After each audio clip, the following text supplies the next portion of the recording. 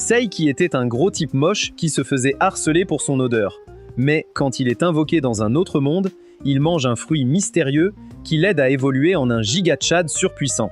Avant cela, il était moqué par les autres enfants à cause de son odeur, quand une voix étrange a soudain retenti.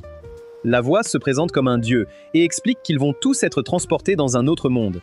Il leur donne la capacité de voir leur statut, mais ajoute qu'ils devront former des groupes pour survivre. À cela, Seichi demande s'il peut rejoindre le groupe des autres enfants. Mais quand il voit qu'il est bloqué au niveau 1 avec des compétences nulles, il l'abandonne et part pour le nouveau monde. Une fois seul, Dieu décide de donner à Seichi une compétence spéciale avant de l'envoyer aussi. 5 jours plus tard, Seichi erre dans la forêt, perdu et affamé.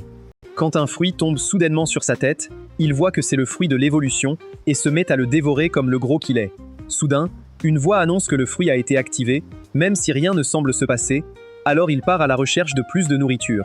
Juste à ce moment-là, il tombe sur des singes presque aussi moches que lui et découvre qu'ils sont au niveau 120.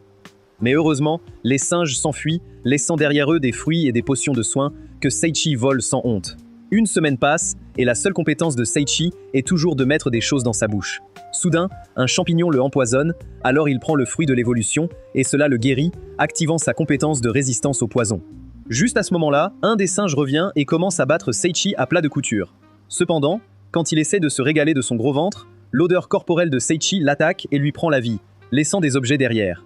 En les examinant, Seichi reçoit les compétences du singe et un livre rempli de ses connaissances.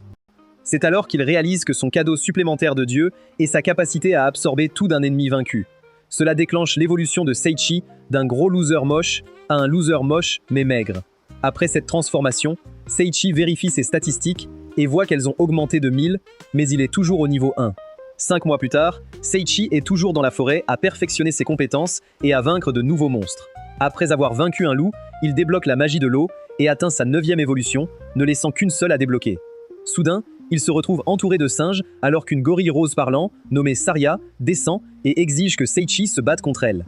Quand Seichi voit que le niveau de Saria est au-dessus de 700, il panique et esquive rapidement l'attaque, ce qui surprend Saria. Elle commence alors à lui faire des yeux doux car elle aime les mâles grands et forts. Effrayé à l'idée d'être dominé, Seichi essaie d'attaquer, mais Saria esquive et lui donne des coups de poing. Mais quand elle voit qu'il n'est pas mort, cela la rend encore plus intéressée. Seichi se rend compte qu'il est foutu, alors il décide d'essayer sa magie de l'eau et invoque une grande attaque d'eau, qui ne mouille que lui-même. En retour, Saria décore son visage avec ses poings, presque l'envoyant chez son créateur. Cependant, Seichi refuse d'abandonner et décide d'utiliser son arme secrète, l'odeur de 5 mois sans douche. Malheureusement, cela excite seulement Saria, qui dit qu'elle veut maintenant l'épouser et l'emporte. Ensuite, Saria invite Seichi à un repas dans sa cabane dans les arbres.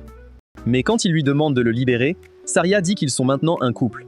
Dérangée par cette idée, Seichi lui rappelle qu'elle n'est pas son genre. Après avoir fait une petite moue qui finit par agacer encore plus Seichi, Saria lui dit de manger.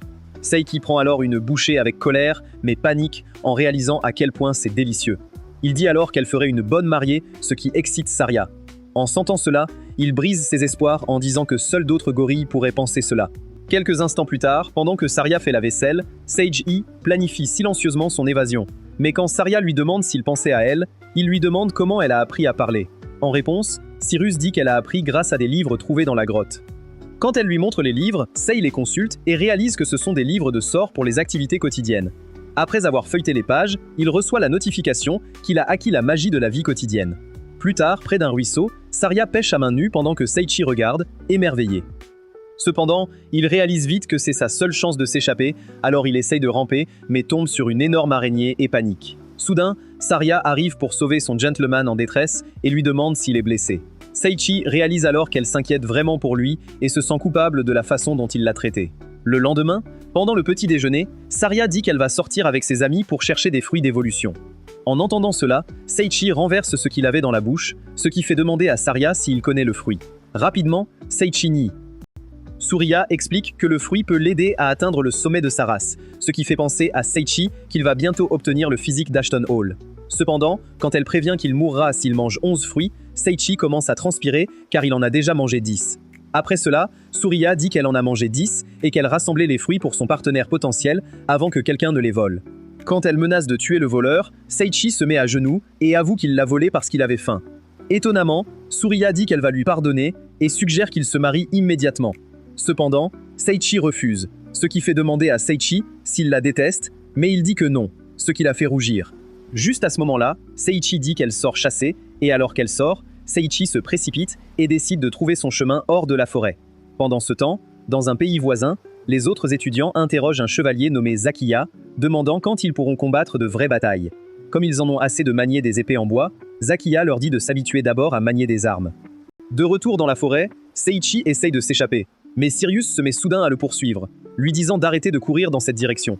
L'ignorant, Seiichi augmente sa vitesse grâce à un mouvement instantané et accélère. Enfin, il arrive devant une grotte émettant une aura maléfique. Mais quand il entend Saria l'appeler, il court dans la grotte. Peu après, il arrive dans une pièce et voit un type avec une tête de crâne, qui dit alors qu'il doit être fort puisqu'il est arrivé dans la pièce. Ébranlé par cela, Seiichi évalue le gars et réalise qu'il a un seigneur des ténèbres de niveau, un nommé Xianos. Juste au moment où il pense que Xianos n'a rien à craindre, Xianos lui dit de vérifier à nouveau et découvre que Xianos est en fait de niveau 1-500, tandis que Xianos disparaît soudainement et réapparaît derrière lui. Xianos essaye alors de poignarder Seiichi, mais Saria se met soudain entre eux et se fait poignarder à la place. Alors qu'elle saigne et tombe dans les bras de Seiichi, il crie et pleure. Cependant, quand Seiichi essaye de sortir une potion de récupération, Saria l'arrête et dit qu'elle est déjà morte, tout en expliquant qu'elle a une compétence qui lui permet de parler un moment après sa mort. Surpris, Seiichi demande à Saria pourquoi elle l'a sauvée alors qu'il l'a maltraitée, et elle répond qu'elle a apprécié chaque moment passé avec lui. Saria fait alors un dernier vœu, demandant à Seiichi de sourire, amusant Xianos, qui dit alors que leur petite histoire d'amour est ridicule. Agacé, Seiichi invoque sa dague et attaque Ionos de toutes ses forces. Mais le type à tête osseuse bloque ses attaques et demande s'il a dragué la gorille. En entendant cela, Seiichi se rappelle des doux moments passés avec Saria, alors il déclare avec colère qu'il l'aime. En entendant cela, Saria brille soudainement, tandis que Seiichi frappe Xianos avec un sort d'eau en utilisant sa dague. Malheureusement, Xianos ouvre un trou magique qui engloutit l'attaque et dit à Seiichi de se rendre car il ne peut pas être vaincu. En réponse, Seiichi dit qu'il ne peut pas car il n'a pas encore répondu aux sentiments de Saria et complété sa dernière évolution. Soudain, Seiichi lance une attaque surprise sur Xianos et le poignarde dans la poitrine avec sa dague. Étonnamment, Xianos remercie Seiichi de l'avoir vaincu et commence à briller alors qu'une fille nommée Marie apparaît pour l'emmener dans l'au-delà. Quand ils disparaissent tous les deux, Seiichi se précipite vers Surya et la prend dans ses bras pendant qu'elle dit en pleurant qu'elle voulait être sa femme. Juste à ce moment-là, Seiichi embrasse Surya et elle brille soudainement. Seiichi crie alors en lui demandant de ne pas disparaître. Cependant, à sa grande surprise, elle se transforme en rousse avec le bon type de fruit, qui saute alors joyeusement sur lui, le faisant saigner du cerveau.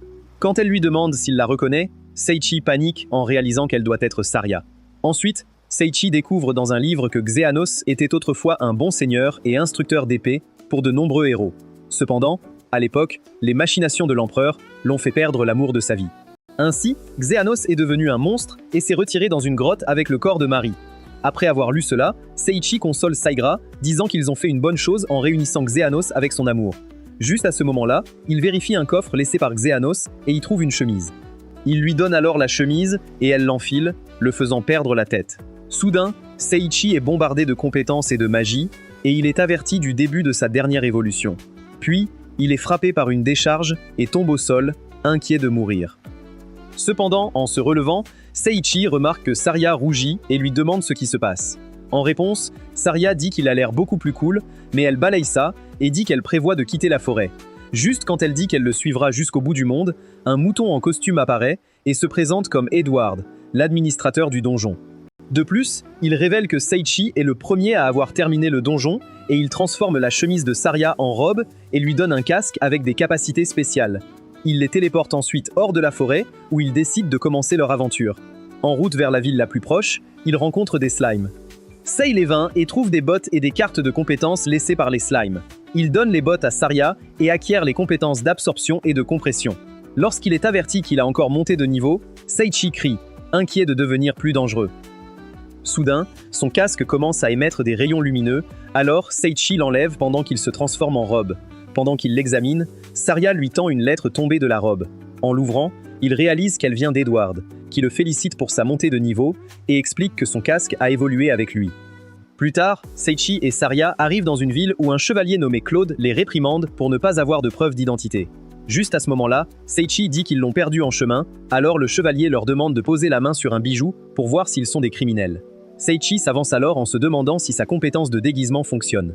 Heureusement, ils réussissent tous les deux le test. Claude les autorise donc à entrer, mais leur dit de récupérer leurs preuves d'identité dès que possible. En réponse, Seiichi dit qu'ils iront à la guilde pour s'en occuper. Claude le saisit soudainement et dit que c'est le dernier endroit où il veut aller. Après que tout le monde se soit présenté, ils entrent dans la ville et se dirigent directement vers la guilde. À la porte, ils se demandent pourquoi Claude a réagi ainsi alors que le bâtiment a l'air normal. Cependant, en ouvrant la porte, Seiichi aperçoit une spécialiste des fouets travaillant sur son volontaire enthousiaste et ferme la porte pour vérifier s'ils sont dans le bon bâtiment. Surpris, Saria demande pourquoi ils n'entrent pas.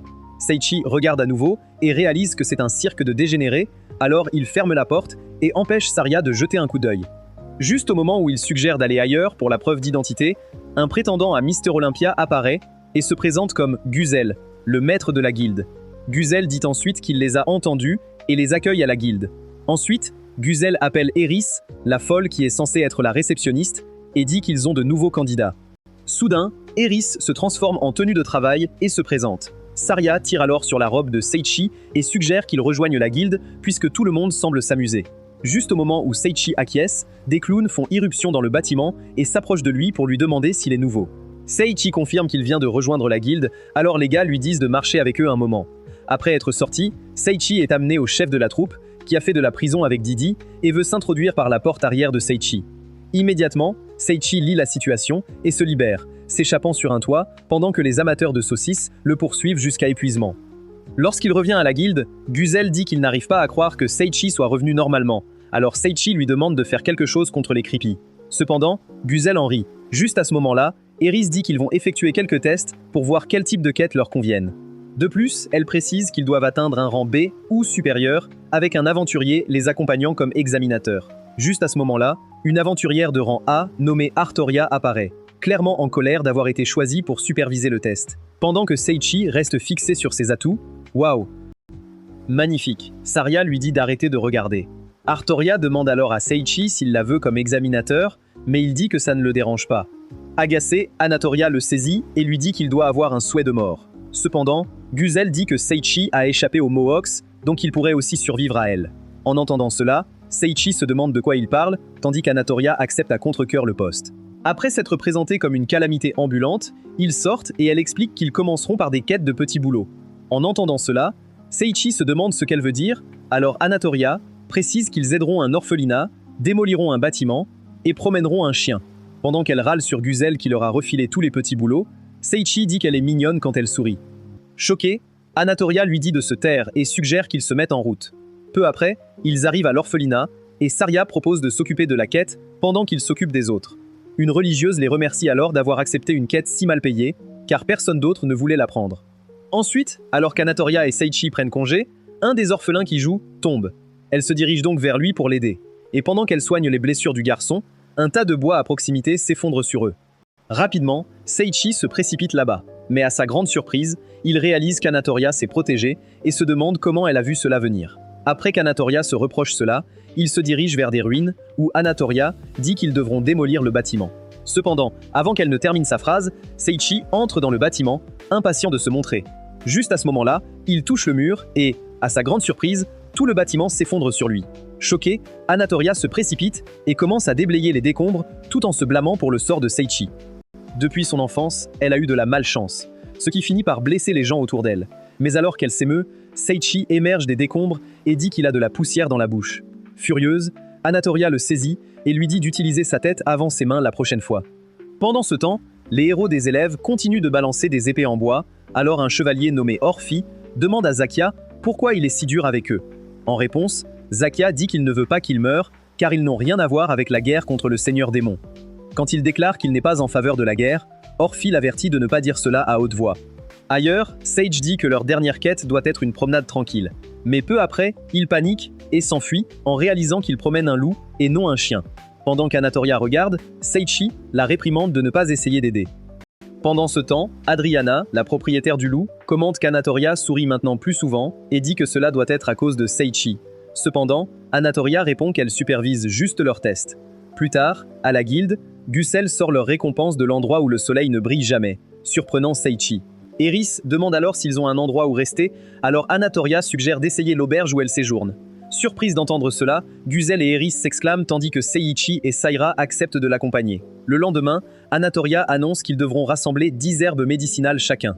Avant qu'elle ne termine son explication, Seiichi dit que c'est un jeu d'enfant et se précipite dans la forêt. Après que Saria soit partie à sa poursuite, Anatoria se demande pourquoi elle sourit et se dit qu'elle ne peut pas laisser d'autres se blesser sous sa surveillance. Quelques instants plus tard, Saria arrive avec toutes les herbes rassemblées et après les avoir vérifiées, Anatoria la félicite pour son bon travail. Cependant, lorsque Seiichi présente des champignons de mana, Anatoria déclare avec colère que l'instruction était de rassembler des herbes médicinales. Pour sa défense, Seiichi dit qu'il n'en a trouvé aucune, mais Anatoria pointe quelques-unes à ses pieds. Rapidement, Seiichi les arrache. Mais comme il lui en faut 5 de plus, il se précipite dans la forêt pour les trouver. En fouillant dans la forêt, Seiichi ne trouve que des plantes rares. Juste à ce moment-là, il aperçoit des démons qui planifient de capturer des humains et décide de leur demander s'ils ont vu des herbes médicinales. Juste au moment où il sort de sa cachette, les démons se demandent s'il a entendu leur plan et paniquent à l'idée de faire face à la punition de leur chef. Il se présente alors comme l'équipe personnelle de Leia, une capitaine de l'armée des démons. En entendant cela, Seiichi comprend que c'est une mauvaise nouvelle et essaie de partir. Mais les démons se mettent en travers de son chemin et invoquent un troll pour l'attaquer. Soudain, le piège essaie d'écraser Seiichi avec un gros bâton, mais il bloque le coup avec son bras. Pendant ce temps, Seiichi est impressionné par son pouvoir d'absorption, qui lui permet de transférer les compétences de son adversaire. Alors que les démons le regardent, bouche bée, Seiichi détruit le bâton, faisant s'effondrer le troll, et les démons s'enfuient. Ensuite, Seiichi revient avec des objets rares et dit que c'est tout ce qu'il a trouvé dans la forêt. Juste à ce moment, Anatoria lui tend des herbes médicinales et lui dit de faire mieux la prochaine fois. Mais avant que Seiichi ne puisse la remercier, elle le coupe et suggère qu'ils avancent. Pendant ce temps, à leur base, les démons se font passer un savon par Lei, qui leur demande pourquoi ils ont visité le royaume humain.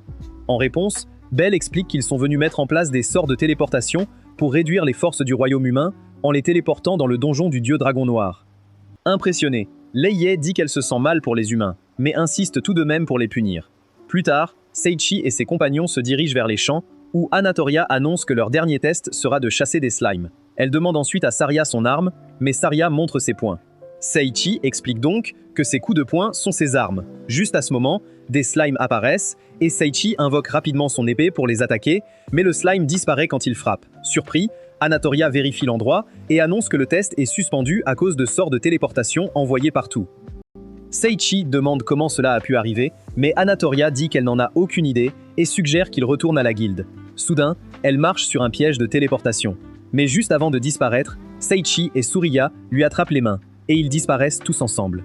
Lorsqu'ils apparaissent ailleurs, ils se demandent où ils sont. Anatoria suggère alors de trouver une sortie et les gronde de les avoir suivis alors qu'ils auraient pu revenir en sécurité.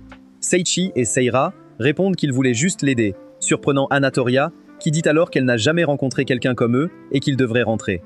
Juste à ce moment, elle lance une pierre à Seiichi et dit que cela les aidera à se retrouver s'ils se séparent de leur groupe. Après avoir ajouté que cela brille en rouge quand la vie d'un membre du groupe est en danger, Anatoria marche accidentellement sur un déclencheur qui érige alors un mur les séparant. Anatoria essaye de briser le mur avec sa hache et appelle ses compagnons, mais ils ne l'entendent pas, alors elle court dans la direction opposée. Pendant ce temps, Sei commence à paniquer et frappe le mur, mais réalise vite qu'il n'est pas Superman. Juste à ce moment, Saria souligne qu'ils ont la pierre guide et demande comment ils vont l'utiliser. En réponse, Seiichi dit qu'il n'en a aucune idée. Soudain, la pierre brille et commence à flotter dans la direction où se trouve Anatoria, mais elle se heurte au mur et tombe au sol. Sigra pointe alors un autre chemin et ils le suivent, sans le savoir. Anatoria se bat contre une momie, mais elle saute haut et l'élimine avec une attaque puissante. Malgré cela, elle s'inquiète pour Seiichi et Saria alors qu'elle trouve son chemin hors du donjon. Pendant ce temps, Seiichi et Saria arrivent dans une pièce où ils trouvent un coffre, mais Seiichi commence soudain à faire demi-tour. Quand Saria demande pourquoi il ignore le coffre, Seiichi dit que c'est suspect. Soudain, le coffre fait pousser des bras et des jambes et se jette sur Seiichi et Saria, mais Seiichi le repousse avec un sort d'eau. Après cela, le coffre disparaît, tandis que Seiichi reçoit une notification qu'il a monté de niveau. Juste à ce moment, le coffre réapparaît, et quand Sigra l'ouvre, elle trouve un livre sur le coffre. Dans le livre, elle découvre qu'il y a quelque temps, le coffre au trésor était important dans n'importe quel donjon. Mais depuis l'invention de la boîte à objets, le coffre au trésor a perdu sa pertinence. Pour regagner l'attention des humains, le coffre fait pousser des membres et acquiert la capacité de parler grâce à la magie. À cause de cela, les humains commencent à l'appeler un monstre et l'attaquent. Le coffre erre alors jusqu'à se retrouver dans le donjon. En entendant cela, Seiichi se sent mal pour le coffre et réalise qu'il contient une bague de malchance et quelques cartes de compétences. Juste au moment où il souligne qu'il ne peut rien de bon venir de l'équipement de la bague, Suriya sent quelque chose briller sur sa poitrine. Elle plonge alors dans ses melons, ce qui choque Seiichi, et sort la pierre guide, qui brille maintenant en rouge. Quelque part ailleurs, Anatoria arrive dans une pièce, et alors que la porte se ferme derrière elle, le dieu dragon noir lui demande si elle veut être mangée et essaie de la repousser avec du vent. Cependant, Anatoria saute et attaque le dragon. Pendant ce temps, Seiichi et Saria paniquent en réalisant qu'Anatoria est en danger. Quand la pierre guide se cogne au mur, Seiichi frappe le mur, mais s'arrête quand ses mains lui font mal. En même temps, Anatoria est projetée au sol alors que le dragon noir la félicite pour son bon combat. Déterminée à ramener Seiichi et Saria chez eux, Anatoria se relève et entre en mode berserk. Malgré cela, le dragon la pousse contre le mur et la transperce avec des pics. Après cela, le dragon essaie de brûler Anatoria sur place. Mais Seiichi arrive à temps avec Saira pour la protéger du feu avec sa robe. Surprise, Anatoria demande comment ils l'ont trouvée. Et Saria explique que la pierre guide les a menés à un mur où Seiichi frappe un trou et les déplace rapidement. Juste à ce moment-là, il fait face au dragon noir, qui lui dit qu'aucun d'eux ne sortira vivant. Soudain, Seiichi invoque ses épées et déclare la guerre au dragon noir, mais il est presque touché par son souffle de feu. Heureusement, Seiichi évite l'attaque et contre-attaque avec des coups d'épée. À ce stade, Seiichi réalise que son adversaire est fort et en l'évaluant, il se rend compte que c'est une bête de niveau 5-0-0-0-0. Rapidement, il évite une autre attaque, mais le dragon l'immobilise en l'air avant de le projeter contre un mur avec sa queue. Juste à ce moment-là, le dragon lance son sort le plus puissant, l'enfer infernal. Et juste quand il essaye de réduire Seiichi en cendres, Saria lui dit d'utiliser le sort qu'il a utilisé sur elle. Soudain, Seiichi invoque sa dague d'eau et lance un sort de désastre aquatique. Cela énerve le dragon, qui vise Seiichi avec son souffle de feu, mais Seiichi évite l'attaque et se prépare à attaquer. Soudain, le dragon essaye de paralyser Seiichi à nouveau. Mais cette fois, Seiichi se libère et charge le dragon avec une compétence ultime. Seiichi reprend son souffle en se demandant pourquoi le dragon déteste tant les humains. Juste au moment où il est informé qu'il a monté de niveau, Saria lui saute dessus et demande pourquoi il a l'air triste. Ignorant cela, Seiichi demande des nouvelles d'Anatoria. Après cela, Seiichi suggère de rentrer chez eux, mais Sirius lui rappelle qu'ils n'ont pas encore trouvé de sortie. Donc, Seiichi vérifie le butin pour des indices qui pourraient les aider à sortir. Mais dès qu'il touche le butin, il absorbe des restes du dragon noir. En examinant le gemme du dragon noir, il réalise que le manger améliorera la puissance de toute sa magie. Alors, il l'avale. Peu après, il vérifie le coffre et trouve une nouvelle cape qui ne peut être rayée par aucune arme et une biographie du dieu dragon noir. Heureusement, un seigneur démon sauve le dragon, mais les humains ont convoqué des héros pour l'éliminer et ont scellé le dieu dragon noir dans son donjon, où il jura de se venger des humains. Après avoir lu l'histoire, Seiichi pleure et se sent mal d'avoir vaincu le dieu dragon noir. Juste au moment où Seiichi se demande pourquoi Edward n'est pas apparu cette fois, une explosion se produit sur son visage et des lettres tombent. En lisant la lettre, il comprend qu'elle vient d'Edward, qui le félicite d'avoir terminé un autre donjon. Soudain, elle commence à frapper Seiichi et demande à être posée. Mais Seiichi dit qu'elle n'est pas encore complètement rétablie. Alors Anatoria s'excuse de les avoir entraînés dans sa malchance. Quand Seiichi demande ce qu'elle veut dire, Anatoria leur montre son statut. Anatoria explique ensuite que depuis son enfance, elle est maudite avec ce titre et cela apporte la malchance à ceux qui l'entourent. Curieux, Seiichi demande s'il y a un moyen de briser la malédiction et Anatoria dit qu'elle devra vivre avec car il n'y en a pas. En revenant à la guilde, Guzel est ravi de les voir. Alors Anatoria demande ce qui se passe et Eris révèle qu'il rassemble des informations pour les retrouver. Pendant qu'Anatoria admire cela, Seiichi lui dit qu'elle se trompe sur la malédiction car tout le monde l'aime. Tout à coup, Anatoria s'énerve et sort du bâtiment. Saria dit alors à Seiichi de la suivre. Pendant ce temps, dans le territoire des démons, Leia informe ses subordonnés que le dieu dragon noir a été vaincu, les laissant surpris car il était aussi fort que le seigneur démon. Lorsqu'il demande qui a vaincu le dieu dragon noir, Leia dit qu'elle ne sait pas, ajoutant qu'un nouvel ennemi doit être apparu. Quelque part dans la ville, Seiichi essaye de trouver Artoria avec la pierre guide, mais tombe sur Adriana. Elle lui demande si elle a vu Artoria, mais elle dit que non, et lui demande s'il est au courant de la malédiction d'Anatoria. Quand Seiichi confirme qu'il l'est, Adriana lui demande de s'approcher, et Seiichi répond que ce n'est pas un problème, puisqu'il a les yeux sur ses melons de toute façon.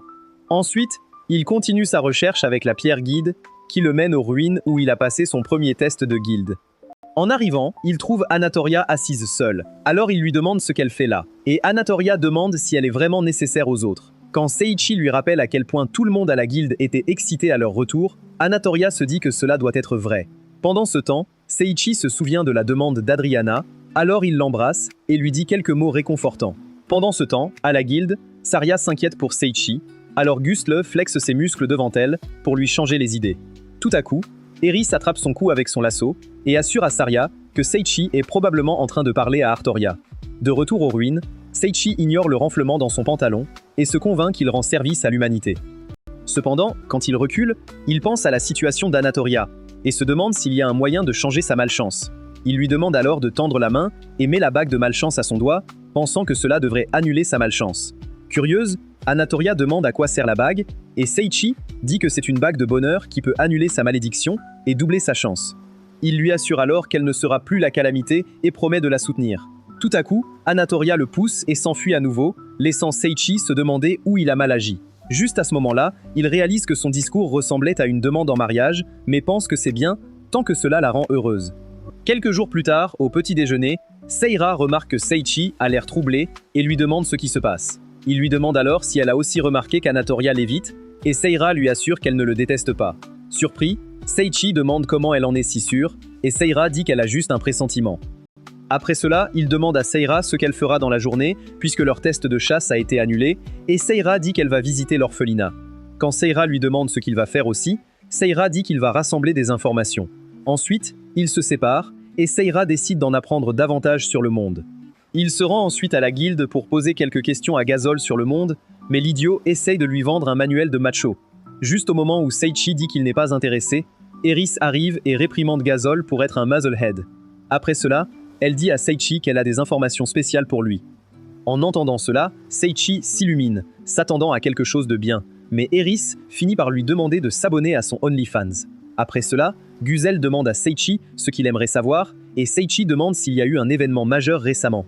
Gustler révèle alors qu'il a entendu que d'autres pays avaient convoqué des héros d'un autre monde pour vaincre le seigneur démon ressuscité.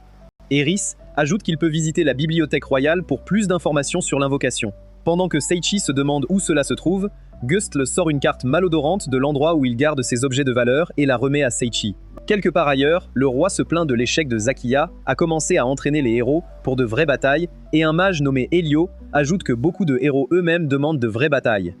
Lorsqu'il souligne qu'il risque de subir d'énormes dégâts si le seigneur démon attaque, Helios suggère d'inscrire les héros à l'Académie de Magie Barbador, où ils peuvent facilement gravir les échelons et être utilisés comme des armes pour montrer la puissance de l'Empire. Curieux, le roi demande comment cela va fonctionner, et le mage déclare qu'ils peuvent faire en sorte que les héros obéissent en leur mettant des bracelets d'esclavage. Quelque part dans la ville, Anatoria court en se demandant pourquoi elle se sent crémeuse chaque fois qu'elle voit Seiichi. Pendant ce temps, à la bibliothèque royale, Seiichi consulte des livres pour des informations sur l'invocation des héros, mais trouve toujours des histoires qui dépeignent l'humanité comme des saints et les démons comme des diables. Alors qu'il se demande quelle histoire est vraie, il consulte des livres sur la magie. Mais chaque fois qu'il ouvre une page sur un nouveau type de magie, il reçoit une notification qu'il a acquis la magie. Peu après, Seiichi est bombardé de notifications de tous les types de magie qu'il a maîtrisés. Alors il panique et souhaite pouvoir redevenir un normie. Après avoir quitté la bibliothèque et décidé de continuer ses recherches une autre fois, Seiichi aperçoit Mei, une fille avec des oreilles d'animal, vendant des peintures. Impressionné par son travail, Seiichi en achète une et la range dans sa boîte d'objets. Tout à coup, Seiichi sent un arôme qui le guide dans une ruelle. Là, il trouve un café, et juste au moment où il saisit la poignée de la porte, il craint de tomber sur un autre repère de dégénérés.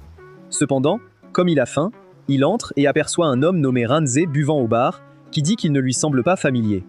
Alors que Seiichi bégaye, Ranze l'invite au bar, et Noaid, le barman, l'accueille au café.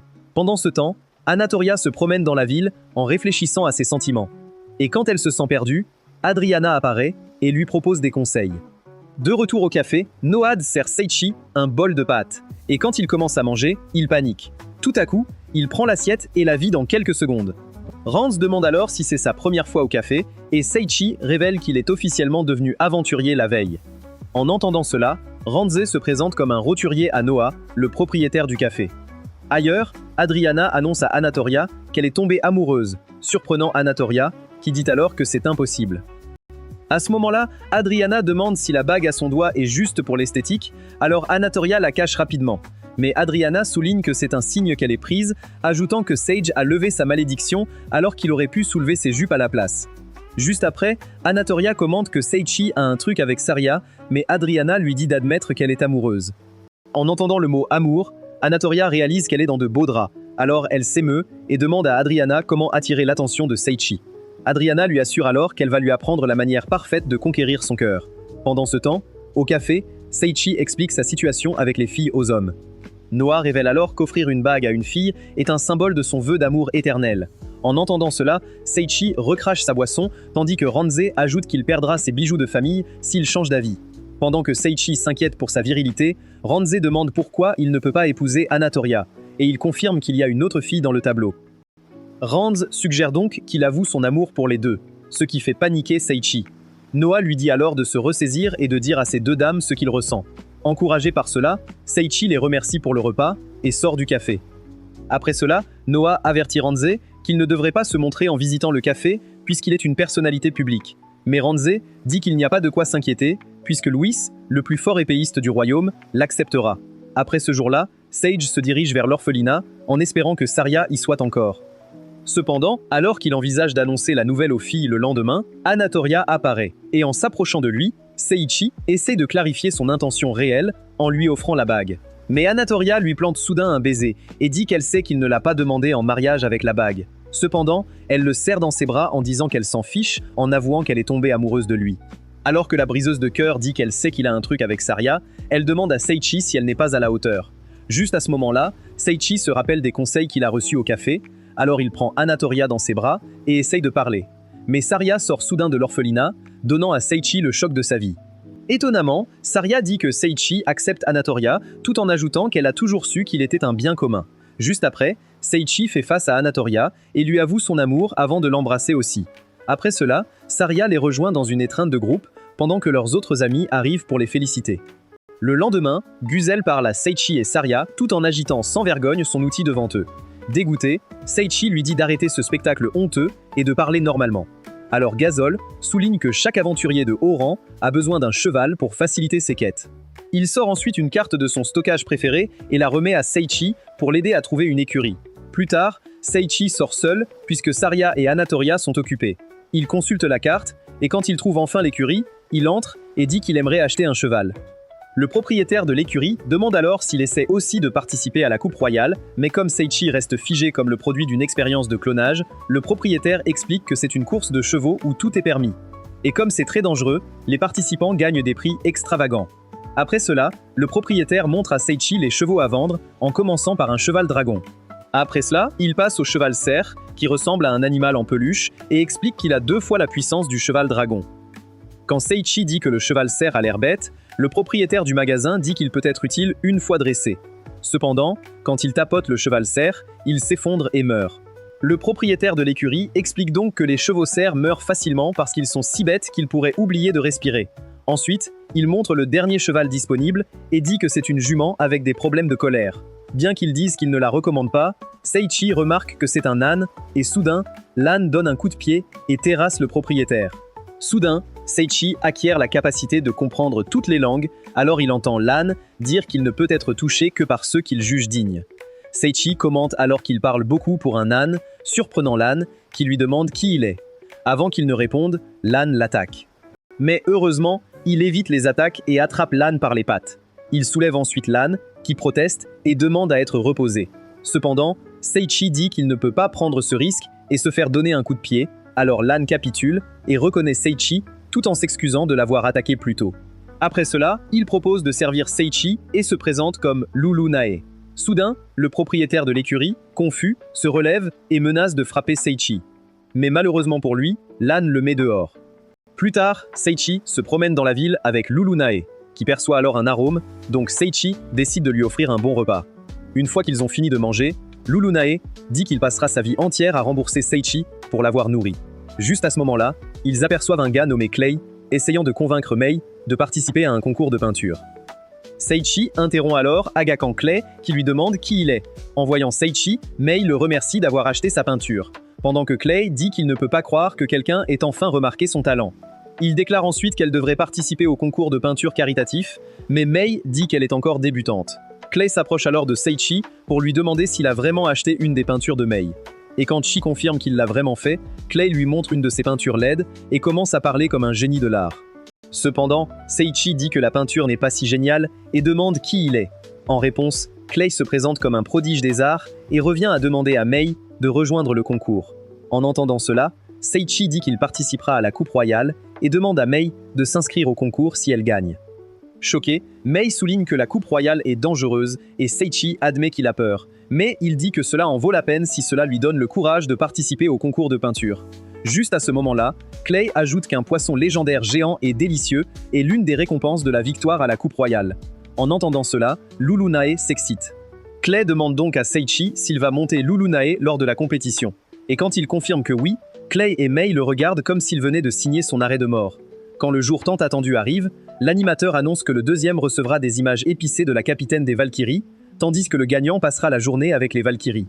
Alors que le public devient fou à ce sujet, Lulunae et Seichi conviennent de viser la 5e place pour obtenir le poisson géant. Juste à ce moment-là, Mei et Clay apparaissent. Et pendant que Clay les encourage, Mei leur conseille de se retirer.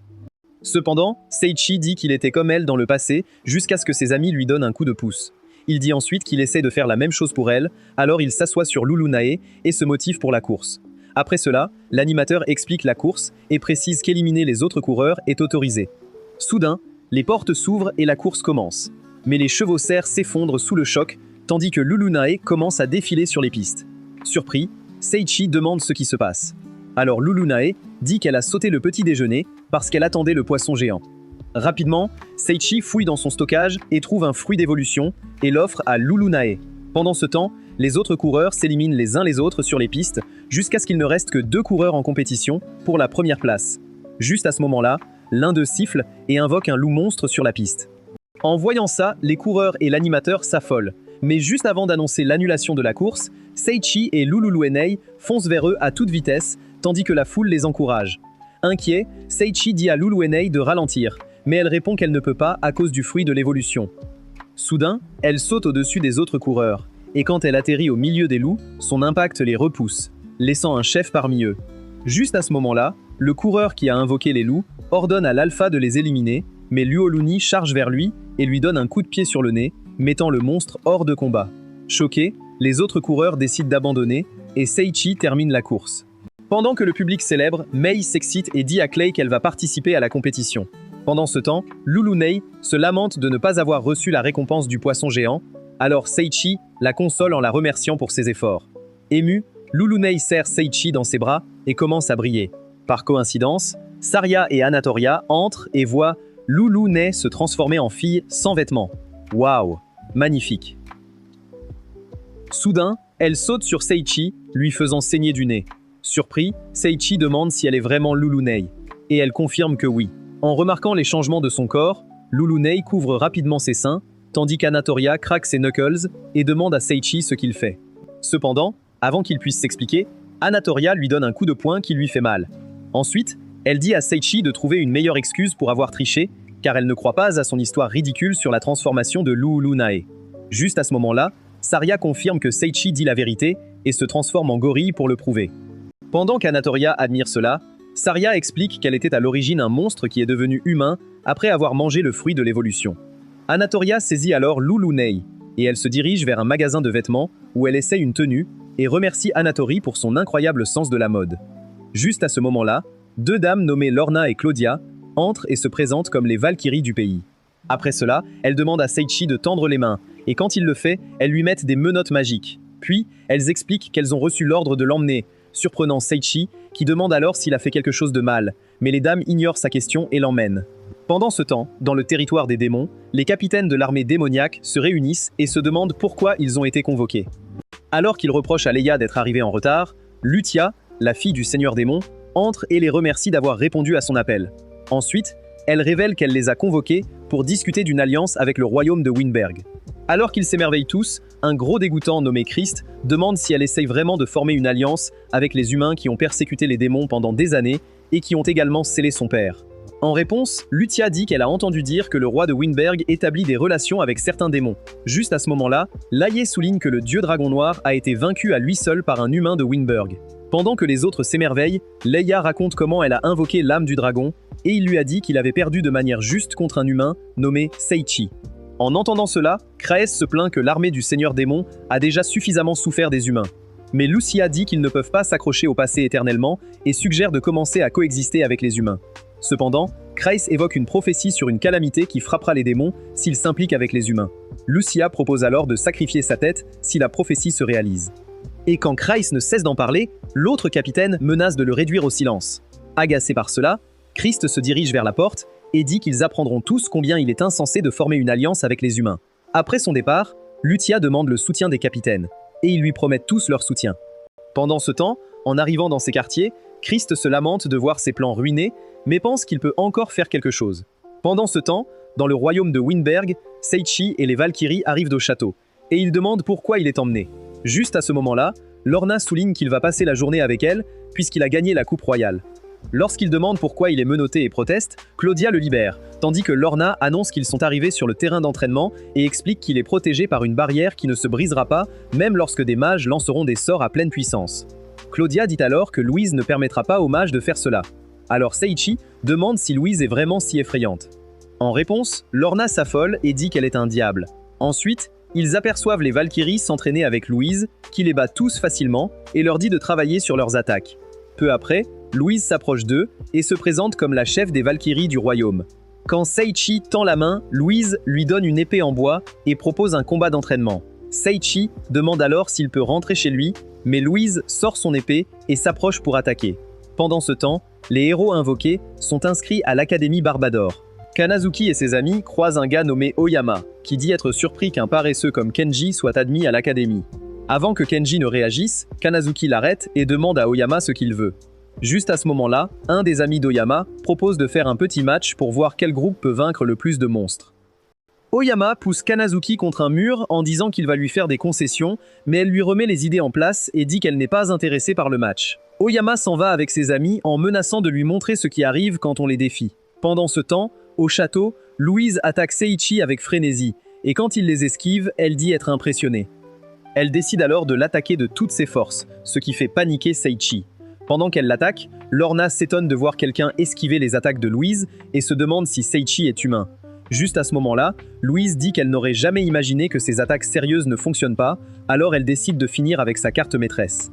En entendant cela, Seichi panique, mais juste au moment où Louise charge vers lui, il débloque une nouvelle compétence qui augmente ses réflexes. Soudain, il esquive l'attaque de Louise et lui donne un coup de pied habile qui fait tomber son épée, laissant Louise surprise. Presque immédiatement, Seichi met son épée sous sa gorge et met fin au duel, surprenant tout le monde ainsi que lui-même. Sentant cela, Lorna lui demande pourquoi il agit ainsi, et Seichi confirme qu'il est en fait choqué par ses propres capacités. Juste à ce moment-là, Louise s'agenouille devant lui et lui demande si elle peut l'appeler maître. Dans le château, un intrus observe le roi pendant qu'une servante lui sert dans sa chambre. Quand elle s'en va, l'intrus entre discrètement. En même temps, Lorna est assise à une table avec Seichi et le remercie d'avoir donné à Louise son premier défi, car elle est une génie de l'épée depuis l'enfance et son seul adversaire était le paladin noir. Après avoir expliqué que Louise recrée des techniques qu'elle voit lors des duels mais n'a aucune compétence ou magie, Seichi dit qu'elle est talentueuse. Juste à ce moment-là, Louise arrive et remercie Seichi de l'avoir sauvée. Curieux, Seichi demande ce qu'elle veut dire, et Louise souligne qu'il est solitaire d'être le meilleur épéiste du royaume, donc elle n'a pas d'amis. À ce moment-là, Seichi dit que ça lui va si elle pense qu'il peut rivaliser, mais ajoute qu'il n'a pas grand-chose à lui apprendre. Cependant, Louise dit qu'elle va observer et voler ses techniques. Elle l'attire ensuite et propose qu'ils s'affrontent à nouveau, mais une servante arrive et annonce que le roi a été attaqué. Cependant, quand il propose son aide, Claudia dit qu'ils ne peuvent pas impliquer un étranger comme lui. Après leur départ, Seichi active sa compétence de vision du monde et localise l'intrus. En enquêtant davantage, Seichi réalise que l'intrus est une jeune fille nommée Oliga, sous un sort d'esclavage. Par coïncidence, Oliga se dirige vers lui et saute du premier étage. Seichi commente qu'elle ressemble vraiment à une assassin, ce qui surprend Oliga, qui lui lance alors des couteaux. Cependant, Seichi attrape les couteaux et dit qu'elle ne les récupérera pas car ils sont dangereux pour elle. Soudain, Seichi active inconsciemment une compétence défensive réflexe et cloue la cape d'Oliga au mur avec les couteaux. Pendant que Seichi se demande pourquoi son corps a agi automatiquement, Oliga saute du mur et l'attaque avec les couteaux, faisant se demander à Seiichi pourquoi elle est devenue une assassin. Cependant, il esquive ses attaques et la met hors de combat. Tout en la portant dans ses bras, les Valkyries arrivent. Alors, il leur dit qu'elle est l'assassin. Tandis que Lorna a du mal à y croire, Louis lui ordonne d'interroger Olga, car elle est la meilleure interrogatrice du pays après avoir appris d'Eris. Après cela, Seiichi demande des nouvelles du roi, et Louis révèle qu'il ne se réveillera pas car il a été attaqué avec une dague maudite d'un sommeil éternel. Elle ajoute alors que personne n'a pu briser la malédiction. Pendant qu'il s'inquiète, Seiichi se rappelle comment il a inversé la malédiction d'Anotoria, alors il demande à être conduit au roi. En arrivant dans les appartements du roi, il réalise que c'est Ronze et panique en voyant sa blessure émettre une aura sombre. Voyant sa réaction, Claudia demande s'il connaît le roi, et Seiichi dit qu'ils se sont rencontrés une fois. En se demandant s'il a été assez respectueux, Florio, le frère de Louis, qui est le chef des mages, apparaît. Seiichi se présente et demande des nouvelles de l'état du roi. En réponse, Florio explique qu'il a soigné certaines blessures, mais ne peut pas arrêter la malédiction et demande de l'aide à Seiichi. À ce moment-là, Seiichi réalise qu'il n'y a pas de magie pour annuler les malédictions, alors il décide d'en créer une. Soudain, il active sa compétence de création magique et commence à créer une nouvelle magie en utilisant Ranze comme cobaye. Il commence alors à réfléchir à des solutions pour faire fonctionner la magie et créer un sort pour inverser la malédiction. Heureusement, la magie guérit les blessures de Ronze et il se réveille en demandant pourquoi il a dormi. Florio explique alors que Seiichi a annulé la malédiction et, bien que Seiichi minimise, Ronze le remercie et propose de le récompenser. Lorsque Seiichi essaye de décliner l'offre, Louis dit qu'il ne peut pas, car il vient de sauver toute la nation. Seiichi dit alors qu'il a une demande. Pendant ce temps, dans le pays voisin, Zakiya s'approche du roi pour demander des nouvelles des héros convoqués, et le roi répond qu'ils ont tous été envoyés à l'Académie de magie de Barbador. À l'Académie, Kanazuki et ses amis discutent de leur exclusion des activités. Alors qu'ils se demandent pourquoi, Uama et ses amis, Rento et Messiya, arrivent en demandant de quoi ils parlent. En réponse, Kanazuki leur demande de s'en aller, car cela ne les concerne pas. Lorsque les tensions montent entre les deux groupes, Kanazuki révèle de quoi ils parlent. Masaya leur rappelle l'instruction d'Elio de montrer leur pouvoir en tant que héros. Oyama ajoute qu'ils sont meilleurs que les autres étudiants, tandis que Masaya reproche à Kanazuki et à ses amis d'essayer d'être de bonnes personnes. Pendant ce temps, au château, Louise, Lorna et Claudia prennent un bain et parlent de la demande de Seiichi de s'entraîner à la magie et à l'escrime avec Louise et les autres Valkyries, et elles en sont ravies. Dans une autre partie du pays, Anatolia, Saria et Loulou prennent également un bain et s'inquiètent pour Seiichi. Anatolia demande alors à Saria si elle n'est pas inquiète que Seiichi revienne avec une nouvelle fille. En réponse, Saria dit que ce n'est pas un problème puisqu'elle fait confiance à Seiichi, mais Anatolia avoue qu'elle se sent jalouse. Après avoir imaginé différentes filles s'intéressant à Seiichi, elle crie qu'elle va devenir folle si cela arrive. Pendant ce temps, dans le pays voisin, Sakia questionne le roi sur sa décision d'envoyer les héros à l'Académie de magie de Barbador. Cependant, Elio le réprimande pour avoir remis en question les idées du roi, tandis que le roi déclare que les héros ne sont que des pions sacrificiels. Zakiya demande alors que faire si les héros se révoltent, mais Elio dit que c'est impossible, car des bracelets d'esclavage leur ont été mis. Juste au moment où Zakiya s'énerve à ce sujet, quelqu'un tente d'assassiner le roi, mais Zakiya bloque la flèche. Agacé par cela, le roi ordonne à Zakiya de poursuivre l'agresseur, alors il saute par la fenêtre, tandis que le roi se demande si ce sont les démons. Elio ajoute qu'il a entendu que Ranze forme une alliance avec les démons et souligne que c'est de la trahison. Cependant, le roi révèle qu'il a déjà envoyé un assassin crépusculaire pour s'en occuper. Quelques jours plus tard, Anatolia, Saria et Luluna se présentent au château pour voir Seiichi. Lorsqu'elle le voit, Anatolia dit qu'elles sont venues parce que Saria se sentait jalouse. Bien que Saria le nie, Louis arrive, si jolie, qu'Anatolia attaque Seiichi en lui demandant s'il s'est rapproché d'elle. Rapidement, Seiichi explique que Louis est la capitaine des Valkyries, surprenant les dames. Puis, elle se présente comme la femme de Seiichi, tandis qu'Anatolia se présente comme sa petite amie. En entendant cela, Florio panique et commande que Seiichi est un homme à femme, tandis que Lulun se présente comme la fidèle servante de Seiichi, surprenant Seiichi, qui panique alors. Lorsque Louise dit aussi qu'elle est fière de l'avoir comme maître, Florio dit que n'importe quel homme donnerait ses bijoux de famille pour être à sa place. Pendant ce temps, dans une pièce quelque part au château, Lorna s'habille comme une spécialiste du fouet et prépare son fouet pour torturer Oliga. Quelques instants plus tard, Lorna commence à fouetter les pieds d'Oliga pendant que les autres regardent, et Claudia commente que Lorna ne fait que commencer. À ce moment-là, Lorna met un bol de tonkatsu et laisse Oliga percevoir l'arôme pendant qu'elle mange dans le bol. Après un moment, Lorna dit à Oliga de commencer à parler si elle veut goûter au repas, mais Seiichi entre soudainement et l'appelle diable. Surprise de voir Louise, Lorna demande ce qu'elle fait là aussi, et Louise lui demande pourquoi elle utilise de telles méthodes cruelles. En réponse, Lorna dit qu'elle pensait qu'Olga parlerait quand elle aurait assez faim. En entendant cela, Louise annule le dîner de Lorna, la faisant paniquer alors qu'elle crie et s'excuse.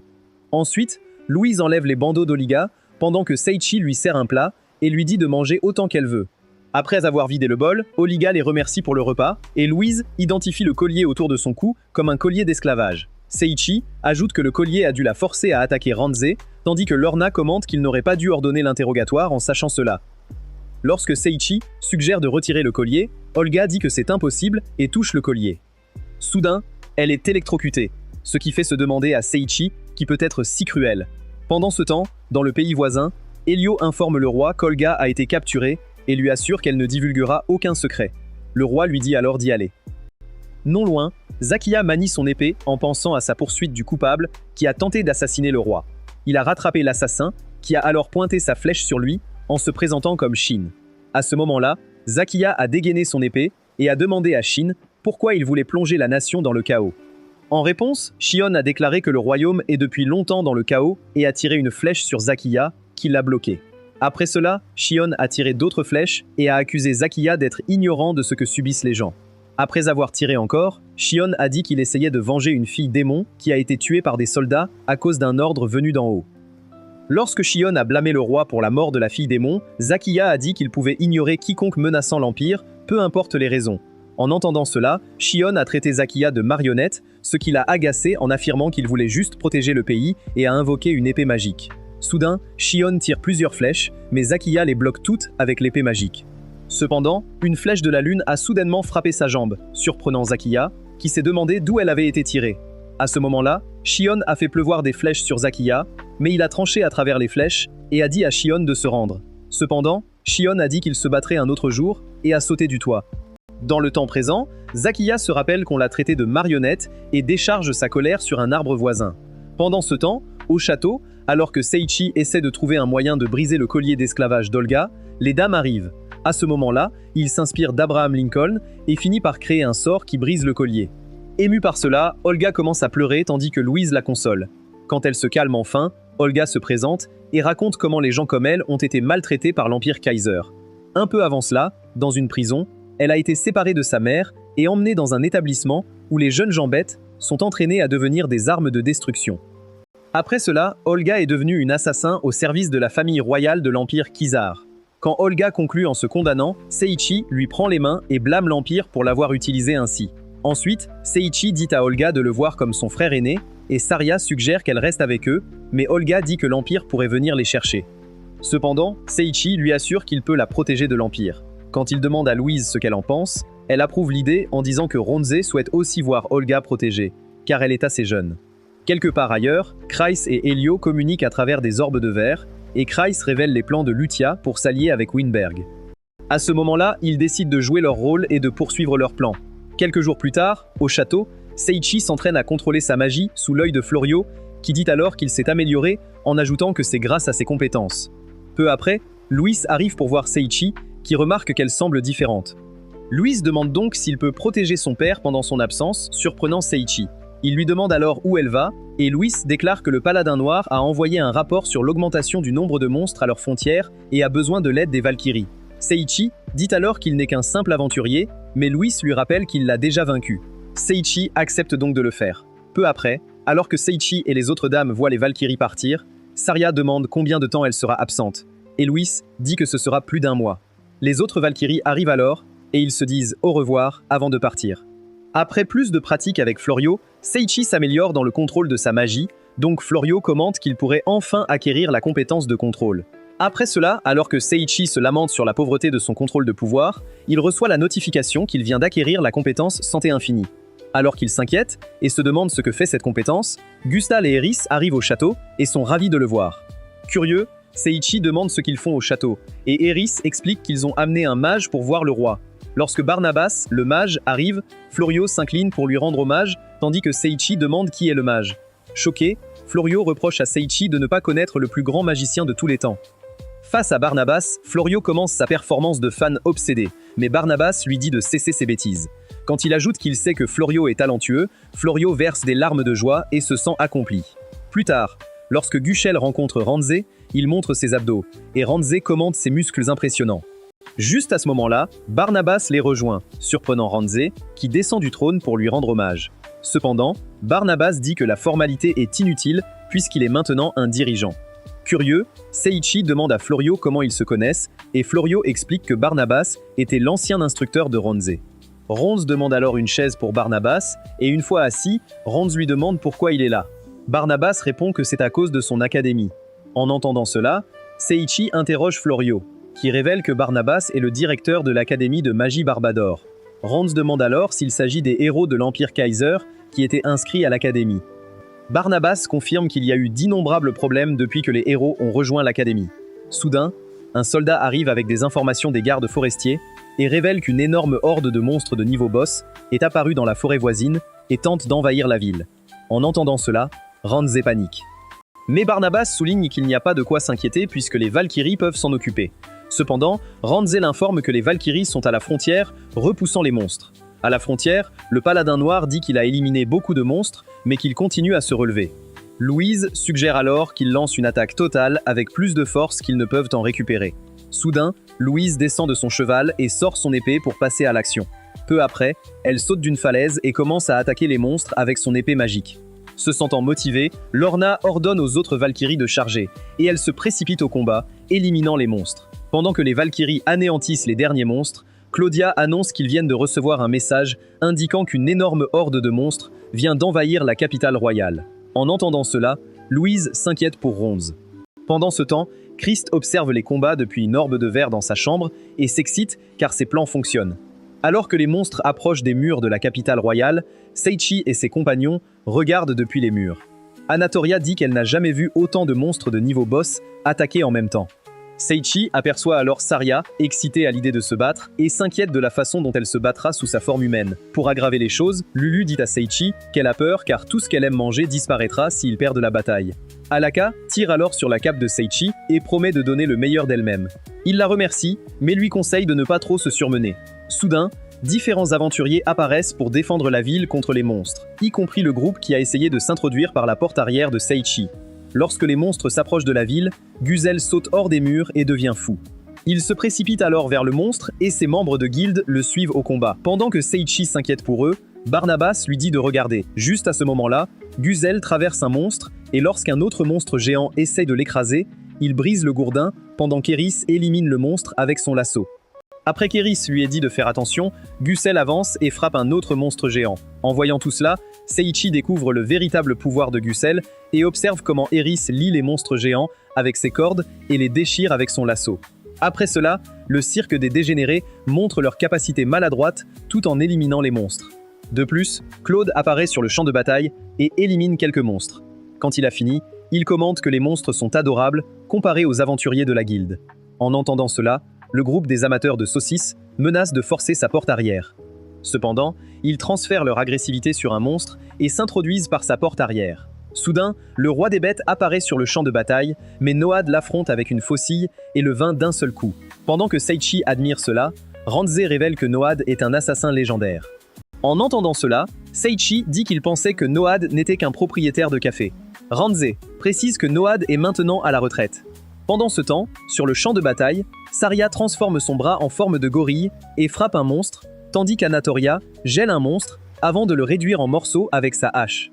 Ne voulant pas être laissé de côté, Lulu 1 se précipite dans la bataille et élimine les monstres avec ses incroyables coups de pied, tandis qu'Oliga abat d'autres monstres avec ses couteaux. Pour éliminer les monstres restants, Barnabas lance un sort depuis le mur qui fait pleuvoir le feu sur les monstres. Mais comme cela ne suffit pas, il invoque une tornade. En voyant ça, Seiichi réalise qu'il est resté avec un monstre tout ce temps. Au milieu du chaos, il se sent inutile. Juste à ce moment-là, d'autres monstres apparaissent. Alors que les monstres envahissent à nouveau les champs, Barnabas souligne que, contrairement à la horde précédente où il voyait parfois des monstres de rang S, la nouvelle horde est remplie de monstres de rang S. Pendant ce temps, les aventuriers continuent de se battre, mais ils sont en infériorité numérique. Seiichi pense à utiliser un sort d'attaque à large portée, mais s'inquiète pour les aventuriers sur le champ de bataille. Soudain, il a une idée et dit qu'il connaît un sort ultime qui peut les aider à percer les attaques d'un coup. Cependant, quand rien ne se passe, Sei s'effondre et se sent gêné. Juste au moment où il perd tout espoir, le ciel s'assombrit et des éclairs frappent les monstres. Pendant que Seiichi prend conscience de la nouvelle magie qu'il vient de créer, les éclairs éliminent les monstres. Après que les décombres se soient dissipés, il réalise que tous les monstres ont été éliminés par le sort, alors Saria annonce qu'ils ont gagné. Pendant ce temps, dans la chambre de Kai, il panique en réalisant ce qu'il est devenu de son armée de monstres. De retour sur le champ de bataille, Seiichi monte en niveau de manière massive et panique en souhaitant pouvoir s'arrêter. Juste à ce moment-là, une voix l'informe que ses compétences acquises sont combinées pour former de nouvelles compétences. Après cela, Ranze part vérifier les murs pour des dommages. Alors les dames se précipitent pour demander à Seiichi s'il va bien. Quand il les rassure, Barnabas s'approche pour lui demander s'il envisage de devenir enseignant à l'académie de magie. En plus de cela, Barnabas dit qu'il ne peut même pas réaliser un sort aussi puissant et demande à Seiichi de lui apprendre à utiliser un tel pouvoir. Quand Seiichi essaye de l'arrêter, Barnabas lui demande s'il acceptera le poste à l'académie. En entendant cela, Seiichi et les dames acceptent l'offre. Barnabas dit qu'ils peuvent partir dès que Louise revient de la frontière, et les dames s'excitent à cette idée. Quelques jours plus tard, Saria arrive avec Oliga dans la chambre de Seiichi et lui suggère de l'emmener aussi en rendez-vous, pour ne pas être laissé de côté. Plus tard, pendant qu'il joue, un dirigeable survole la ville et affiche le programme du tournoi de peinture. Le jour de la compétition, Seiichi et ses amis sont présents et regardent le présentateur invité Bergeux, un prodige de la peinture. Alors que les dames ont des avis variés sur ce que cela leur évoque, Clay explique comment la peinture reflète ses sentiments envers l'art. Après cela, Mei présente sa peinture de Seiichi, montant Luluna, et le public l'adore. Quand elle commente à quel point il l'a inspiré, Seiichi se sent au sommet du monde. Après la compétition, Seiichi félicite Mei pour sa première place, tandis qu'elle le remercie et révèle qu'elle a reçu une offre pour étudier la peinture dans la ville de l'art. Juste à ce moment-là, elle demande à Seiichi de lui permettre de le peindre comme sa première peinture quand elle obtiendra son diplôme de la ville des arts, alors Seiichi accepte. Elle dit ensuite qu'elle a entendu dire qu'il partait pour l'académie. De retour sur le territoire des démons, une fille nommée Angria contacte Christ par son cristal magique et le réprimande pour avoir échoué. Rapidement, Christ s'excuse et explique qu'il rassemble le désespoir nécessaire pour se sustenter. Cela met en colère le Seigneur Démon, qui leur ordonne de travailler et de rassembler autant de désespoir que possible. Après sa disparition, Christ dit qu'ils ont besoin d'une source de désespoir plus riche pour ressusciter le Seigneur Démon.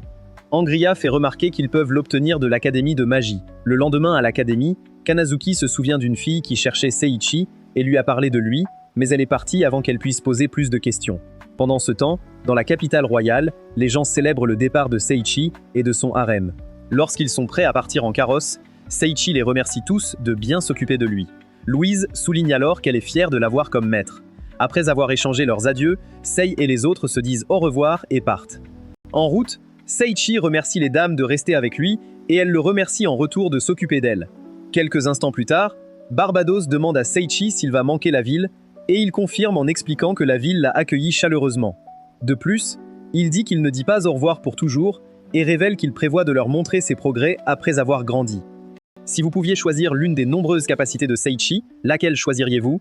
Faites-nous part de vos pensées dans les commentaires. Et si vous aimez voir plus de vidéos comme celle-ci, aimez et abonnez-vous à la chaîne. Merci d'avoir regardé.